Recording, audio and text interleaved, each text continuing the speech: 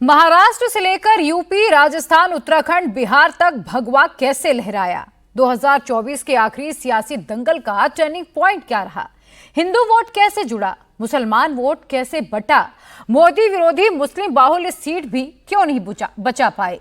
योगी की आंधी के आगे अखिलेश की साइकिल कैसे पंक्चर हो गई? काउंटिंग के आखिरी राउंड में बीजेपी ने हिंदू वोट से बाजी कैसे पलटी? बटोगे तो कटोगे का इंपैक्ट कहां तक हुआ? कितनी सीटें सेफ हुई? 2024 के आखिरी सियासी एपिसोड में क्या कुछ हुआ है, ये समझना है तो ये रिपोर्ट देखिए।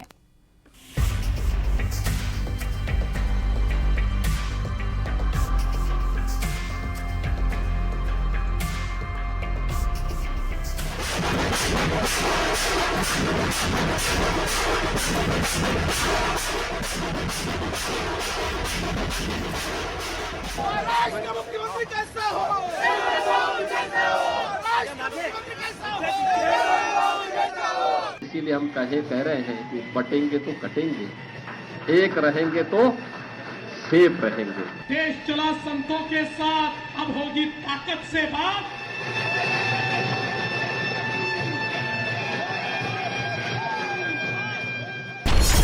क्या महाराष्ट्र से लेकर राजस्थान, उत्तर प्रदेश, बिहार तक एक हैं तो सेफ है का फॉर्मूला फिट हो गया? हिंदू वोट एकजुट नहीं हो सकता, क्या ये नैरेटिव फेल हो गया? क्या वोट जिहाद के नारे पर वोट का धर्मयुद्ध भारी पड़ गया?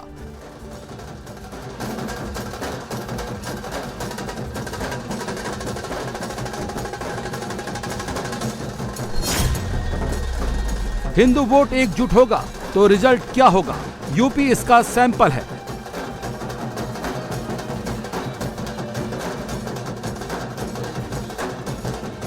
वोट जिहाद के खिलाफ वोट धर्मयुद्ध होगा तो क्या होगा? महाराष्ट्र एग्जाम्पल है।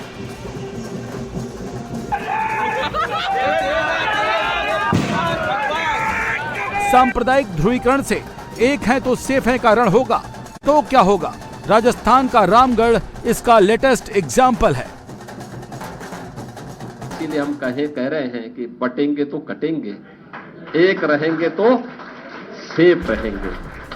योगी आदित्यनाथ ने सबसे पहले हिंदू वोट एकजुट करने के लिए यूपी में ये नारा दिया, जो महाराष्ट्र, झारखंड, राजस्थान, बिहार, यूपी का सबसे बड़ा चुनावी नारा बना और पूरे चुनाव में वोट जिहाद, फतवा, भगवा, मुसलमान एक हो जाओ, हिंदू जाग जाओ सबसे बड़े कीवर्ड बन गए।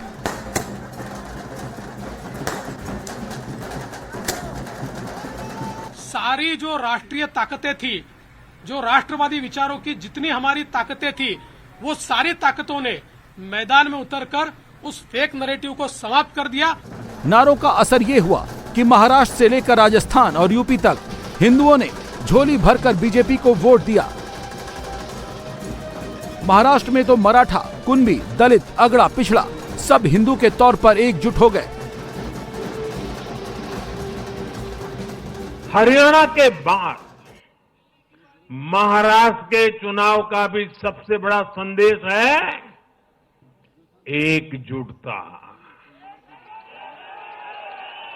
एक है तो एक है तो एक है तो ये आज देश का महामंत्र बन चुका है। कांग्रेस और उसको इकोसिस्टम,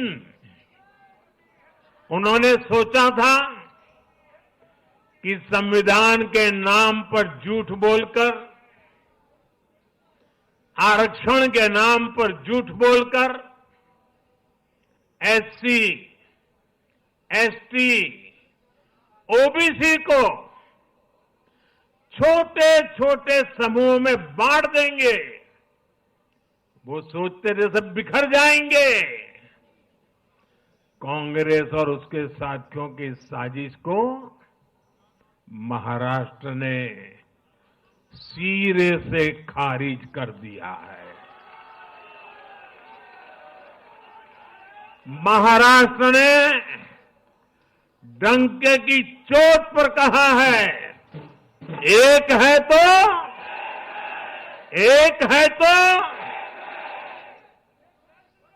एक है तो सेब है के भाव ने जाति, धर्म, भाषा और क्षेत्र के नाम पर लड़ाने वालों को सबक सिखाया है, सजा की है।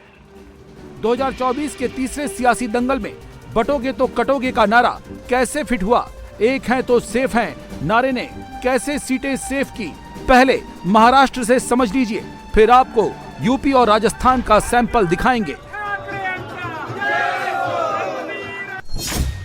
महाराष्ट्र में हिंदू वोटर 80% और मुस्लिम वोटर 12% है। लोकसभा चुनाव से बीजेपी को ये अच्छे से समझ आ गया था कि मुसलमानों का वोट उसके हिस्से में ज्यादा नहीं आने वाला। मुसलमानों का वोट हर हाल में उसके विरोधियों के हिस्से में ही एकजुट होकर पड़ने वाला है। इसीलिए बीजेपी ने स्ट्रेटजी चेंज की और हिंदू वोटर्स को यूनाइटेड करने पर फोकस किया।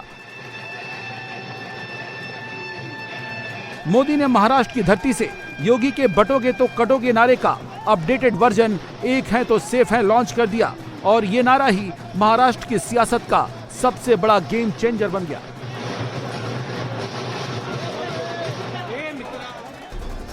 महाराष्ट्र इलेक्शन में जिन 3 पॉइंट्स पर पूरा चुनाव बदला वो समझ लीजिए।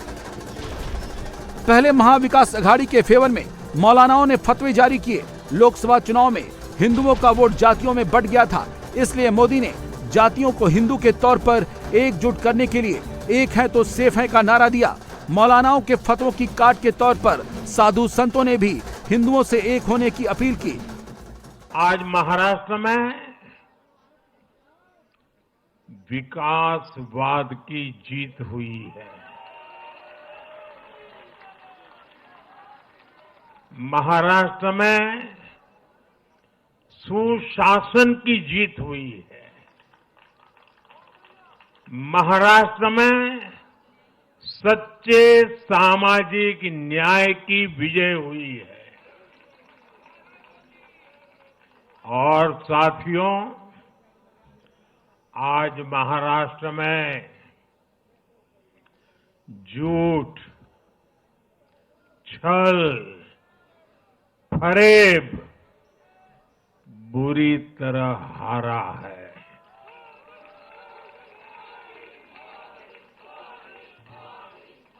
विभाजनकारी ताकतें हारी है। आज नेगेटिव पॉलिटिक्स की पराजय हुई है। आज परिवारवाद की हार हुई है। मुस्लिम मोहल्लों में मौलानाओं के फतवों का खूब असर हुआ, लेकिन उससे ज्यादा इम्पैक्ट मोदी के नारों का हिंदू बस्तियों में हुआ। हिंदू वोट एकजुट होकर महायुति के खाते में जा गिरा। जिन सीटों पर पिछले चुनाव तक मुसलमान वोट एक्स फैक्टर बना था, वहां हिंदू वोट ने एनडीए के फेवर में बाजी पलट दी। कि महाराष्ट्र ये प्रधानमंत्री मोदी जी के पीछे है और मोदी जी ने जो नारा दिया था, एक है तो सेफ है, इस नारे को यथार्थ में लाते हुए महाराष्ट्र के सभी समाज के सभी लोगों ने एकता दिखाते हुए महाराष्ट्र में मतदान किया है और इसके कारण ये इतनी अच्छी जीत हमको मिली है। लोकसभा में जिस फेक नैरेटिव को तैयार किया गया था और यहाँ पर जिन ताकतों ने अराजकता के माध्यम से फेक नैरेटिव को परकोलेट किया था, उनके खिलाफ लड़ने वाली सारी जो राष्ट्रीय ताकतें थी, जो राष्ट्रवादी विचारों की जितनी हमारी ताकतें थी, वो सारी ताकतों ने मैदान में उतरकर उस फेक नैरेटिव को समाप्त कर दिया। इसलिए उन सभी संगठनों का भी मैं आभार व्यक्त करता हूं जिन्होंने ये करके दिखाया। साथ साथ महाराष्ट्र में जो पोलराइजेशन का प्रयास किया गया था और किसी जाति विशेष, धर्म विशेष को, एक धर्म विशेष को पोलराइज करने का जो प्रयास किया गया था, मुझे लगता है वो प्रयास सफल नहीं हुआ, क्योंकि महाराष्ट्र में एक बहुत बड़ी परंपरा है, संतों की परंपरा है। इस परंपरा का निर्वाह करने वाले अलग अलग पंथों के जो हमारे सारे साधु संत हैं, उनका भी आशीर्वाद हमको मिला। महाराष्ट्र में पोलराइजेशन और काउंटर पोलराइजेशन को कुछ एग्जाम्पल से समझ लीजिए मुसलमान वोट महायुति को कम मिलेगा, इसे लेकर बीजेपी क्यों कॉन्फिडेंट थी, समझ लीजिए। मुंबई की मानखुर्द शिवाजी नगर सीट पर 53% मुसलमान हैं, यानी अकेले डिसाइडिंग फैक्टर है। यहां सपा के अबू कासिम आजमी को जीत मिली है। मुस्लिम बाहुल्य सीट पर शिवसेना के सुरेश पाटिल तीसरे नंबर पर है। मुंब्रा देवी सीट पर 51% मुसलमान हैं। यहां मुसलमान वोट एकजुट रहा। कांग्रेस के अमीन पटेल को जीत मिली। शिवसेना की शाइना एनसी चुनाव हार गई। भिवंडी ईस्ट पर 51% मुसलमान हैं। समाजवादी पार्टी के रईस शेख को जीत मिली है। शिवसेना के संतोष शेट्टी हार गए। लेकिन जिन सीटों पर मुसलमान वोटर अकेले हार जीत तय करने की ताकत नहीं रखता था, उन सीटों पर हिंदू वोटर्स ने अपनी ताकत खूब दिखाई। चुनाव पूरी तरह से भगवा बनाम फतवा बन गया। औरंगाबाद सेंट्रल सीट पर 39% मुसलमान वोट हैं। यहां शिवसेना के प्रदीप जायसवाल को जीत मिली है। इस सीट का मुसलमान वोट AIMIM के नसरुद्दीन सिद्दीकी, शिवसेना UBT के बाला साहब थोराट के बीच बट गया। अणुशक्ति नगर सीट पर 29% मुसलमान वोट है। ये वोट NCP की सना मलिक और NCP शरद गुट के फहाद अहमद के बीच बटा। हिंदू वोट सना मलिक के फेवर में गिरा और फहाद अहमद हार गए। 22% मुसलमान वोट वाली धुले सीट पर बीजेपी के अनूप भैया ओम प्रकाश को जीत मिली। यहाँ मुसलमान वोट का बड़ा हिस्सा AIMIM के शाह फारूक अनवर के खाते में गया। शिवसेना UBT के अनिल अन्ना हार गए। 31% मुसलमान वोट वाली कोरला सीट पर शिवसेना के मंगेश को जीत मिली है। यहाँ भी मुसलमान वोट AIMIM की अस्मा शेख और शिवसेना UBT की परवीना मनीष के बीच बट गया। हिंदू वोट एकजुट रहा। महाराष्ट्र में मुसलमानों के दबदबे वाली कुल 36 सीट मानी जाती है। इन सीट पर 14% से लेकर 75% तक मुसलमान वोटर हैं। इन सीटों का चुनावी मैथमेटिक्स देखें। मुस्लिम बाहुल्य वाली 36 में से बीजेपी ने 12, शिवसेना ने 6, NCP ने 2, यानी महायुति ने कुल 20 सीटों पर जीत दर्ज की है। कांग्रेस को 4, शिवसेना उद्धव गुट को 6 और NCP शरद गुट को 2 सीट, समाजवादी पार्टी को 2, यानी महाविकास अघाड़ी को कुल 14 सीटें मिली हैं। MBA ने जिन मुसलमान बाहुल्य सीटों पर जीत दर्ज की है, उनमें से ज्यादातर सीटों पर मुसलमान वोटर्स की तादाद 35% से ज्यादा है और मुसलमान वोट एकजुट होकर MBA के ही पाले में गिरा। जबकि जिन सीटों पर थोड़ा बहुत भी मुसलमान वोट 30% से कम है और वोट कई लोगों के बीच बट गया, वहां महायुति के फेवर में हिंदू वोटर्स ने बाजी पलट दी। महाराष्ट्र में हिंदू वोटर महायुति के फेवर में एकजुट हुआ। खासकर बीजेपी के फेवर में तो हिंदू वोटर्स ने सारे रिकॉर्ड ही तोड़ दिए। महाराष्ट्र में बीजेपी 149 सीटों पर चुनाव लड़ी, 130 सीट पर जीत दर्ज की। स्ट्राइक रेट 87.25% रहा, जो अभी तक महाराष्ट्र में किसी भी पार्टी का सबसे हाई स्ट्राइक रेट है।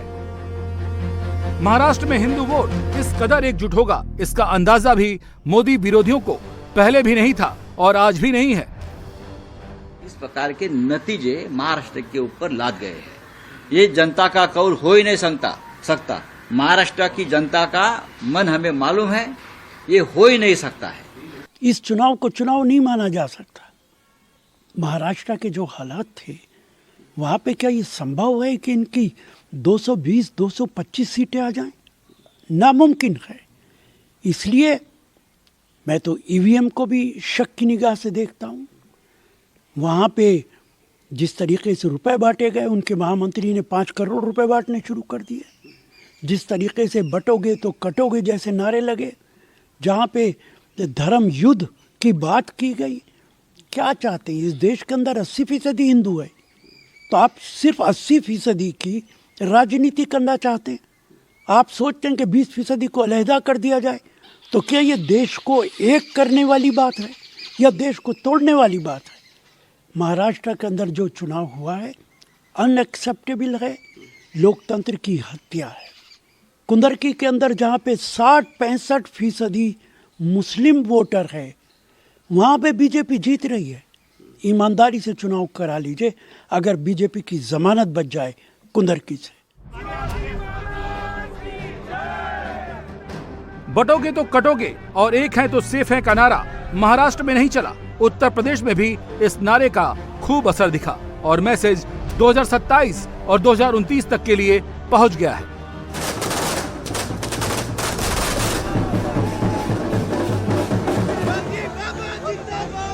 यूपी उपचुनाव में सबसे ज्यादा चर्चा कुंदरकी, कटहरी, मीरापुर में मिली जीत की हो रही है, लेकिन उतनी ही चर्चा करहल में हुई टक्कर की भी हो रही है। कुंदरकी वो सीट है जहां 60% मुस्लिम वोट हैं, जहां बीजेपी के रामवीर को जीत मिली है। मीरापुर में मुसलमान वोट 31% है, यहाँ आरएलडी के मिथिलेश पाल जीती हैं। कटहरी सीट पर मुसलमान वोट 11% है, यहाँ धर्मराज निषाद ने विजयी पताका फहराई है। यादव परिवार के गढ़ करहल में अखिलेश के भाई तेज प्रताप जीते हैं, लेकिन बीजेपी कैंडिडेट अनुजेश यादव की हार की चर्चा जीत से ज्यादा हो रही है। यूपी के रिजल्ट का असर इतना गहरा है कि अखिलेश यादव ने नारे बदल दिए हैं, अब मुट्ठी बांधने और मुट्ठी तानने का ऐलान कर दिया है। जबकि योगी आदित्यनाथ अपनी पुरानी लाइन लेंथ बटोगे तो कटोगे पर ही कायम है। देश की जनता नकारात्मक राजनीति को, बांटने वाली राजनीति को पूरी तरह खारिज कर चुकी है और इसीलिए हम कह रहे हैं कि बटेंगे तो कटेंगे, एक रहेंगे तो सेफ रहेंगे। तो एक रहेंगे, सेफ रहेंगे पर देश की जनता जनार्दन ने राष्ट्रीय एकता और अखंडता को मजबूती प्रदान करने के लिए, सुरक्षा और समृद्धि के लिए अपना जनादेश दिया है। हम कह रहे हैं कि बटेंगे तो कटेंगे, एक रहेंगे तो सेफ रहेंगे। तो एक रहेंगे, सेफ रहेंगे पर देश की जनता जनार्दन ने राष्ट्रीय एकता और अखंडता को मजबूती प्रदान करने के लिए, सुरक्षा और समृद्धि के लिए अपना जनादेश दिया है। यूपी उपचुनाव में बीजेपी की जीत इंपॉर्टेंट क्यों है, समझ लीजिए। अयोध्या से 45 किलोमीटर दूर वाली कटहरी सीट बटोगे तो कटोगे के नारे का सबसे बड़ा टेस्ट मानी जा रही थी। अयोध्या के नजदीक इस सीट पर बीजेपी की हार को अखिलेश 27 तक भुनाने के मूड में थे, ठीक वैसे ही जैसे फैजाबाद की सीट पर मिली जीत को भुनाया गया था। लेकिन यहाँ के हिंदुओं ने खेल पलट दिया। 60% मुसलमान वोट वाली कुंदर की सीट पर अखिलेश जीत तय मान रहे थे, लेकिन यहाँ हिंदू वोट बीजेपी के फेयर में कंसोलिडेट रहा, जबकि मुसलमान वोट तुर्क और गैर तुर्क में बढ़ते ही खेल बदल गया। 31% मुसलमान वोट वाली सीट मीरापुर सीट पर हिंदू वोट एकजुट रहा। मुसलमान वोट सपा, AIMIM और आजाद समाज पार्टी के बीच बढ़ गया। हिंदू वोट बीजेपी के फेवर में एकजुट हो रहा है और इस बात को समाजवादी पार्टी अभी तक पचा नहीं पा रही है। जीते तो हम 9 की 9 जीतते, जो तांडव देखा है पूरे देश ने, ऐसा तांडव शायद जब से लोकतंत्र शुरू हुआ है, वोट पड़ रहे हैं, कभी नहीं हुआ वो ऐसा तांडव। कुदरकी में वोट नहीं डालने दिए गए, मीरापुर में वोट नहीं डालने दिए गए, रिवॉल्वर की नोक पर वोट रोके जा रहे थे, पूरा देश ने देखा है। यादव परिवार का गढ़ करहल सीट भी हिंदू वोट की एकजुटता के लिहाज से यूपी में बड़ा सैंपल बन गई है। कैसे, वो भी समझ लीजिए। तेज प्रताप यादव को इस सीट पर 14,725 वोट से जीत मिली, जो पिछले 20 साल से सपा की सबसे छोटी जीत है। मतलब साफ है, यहाँ भी हिंदू वोट एकजुट हुआ। अखिलेश के पाले में जाने वाला अच्छा खासा यादव वोट भी हिंदू वोट की धारा में बह गया। 5 विधानसभा सीटें हमने जीत दर्ज की। एक है तो सेफ है, बटोगे तो कटोगे का असर क्या है, उसका सबसे सटीक एग्जाम्पल राजस्थान की रामगढ़ और झुंझुनू सीट है। राजस्थान में भी राम भद्राचार्य जैसे कई संतों ने हिंदुओं से एकजुट होने की अपील की थी। रामगढ़ सीट पर बीजेपी के सुखवंत सिंह ने कांग्रेस के आर्यन जुबैर को पटखनी दे दी, जबकि इस सीट पर 31% मुसलमान हर बार गेम चेंजर साबित होता है। झुंझुनू सीट पर 22% मुसलमान वोट हैं। ये सीट कांग्रेस का गढ़ मानी जाती है। यहाँ लंबे समय बाद बीजेपी के राजेंद्र भामू ने भगवा लहराया है। कांग्रेस का गढ़ माने जाने वाली रामगढ़ सीट पर हर बार वोटों का ध्रुवीकरण होता है। हिंदू वोट 2-3 कैंडिडेट्स के बीच बढ़ता है। इसका फायदा हमेशा से कांग्रेस को मिलता रहा है। पिछले चुनाव में कांग्रेस कैंडिडेट जुबैर खान को मुसलमान वोट एकजुट होकर मिले, जबकि हिंदू वोट बीजेपी कैंडिडेट जय आहूजा और निर्दलीय सुखवंत सिंह के बीच बढ़ गए। लेकिन इस बार हिंदू वोट इस सीट पर कंसोलिडेट रहा और नतीजा देखते ही देखते बदल गया। काउंटिंग में 13वें राउंड तक मुस्लिम इलाकों की ईवीएम खुलती रही। लगातार 13 राउंड तक आर्यन जुबैर खान बढ़त बनाए हुए रहे। जैसे ही हिंदू इलाकों की ईवीएम का नंबर आया, अचानक खेल बदलना शुरू हो गया। जैसे जैसे हिंदू बाहुल्य इलाकों की काउंटिंग आगे बढ़ती गई, सुखवंत सिंह को लीड मिलने लगी। 14वें राउंड में ही सुखवंत आगे निकल गए। 22वें राउंड तक आते आते पूरा खेल ही बदल गया और एक दशक से ज्यादा वक्त बाद बीजेपी ने ये सीट अपने नाम कर ली। मतलब साफ है कि हिंदू वोट जैसे ही कंसोलिडेट हुआ, वो सीटें भी मोदी विरोधियों ने गंवा दी, जो मुसलमान और हिंदू वोट का मिक्सचर तैयार करके जीती जाती थी। लोकसभा चुनाव में मोदी विरोधियों को मुसलमानों ने झोली भरकर वोट दिया, जबकि हिंदू वोट आरक्षण और संविधान वाले नैरेटिव के चलते जातियों में बटा। जैसे ही वो नैरेटिव खत्म हुआ, जातियों से टूटकर मोदी का वोट फिर से हिंदू के तौर पर कंसोलिडेट हो गया। बिहार में भी हिंदू वोट खूब मोदी के फेवर में गिरा और 4-0 से एनडीए ने क्लीन स्वीप कर दिया।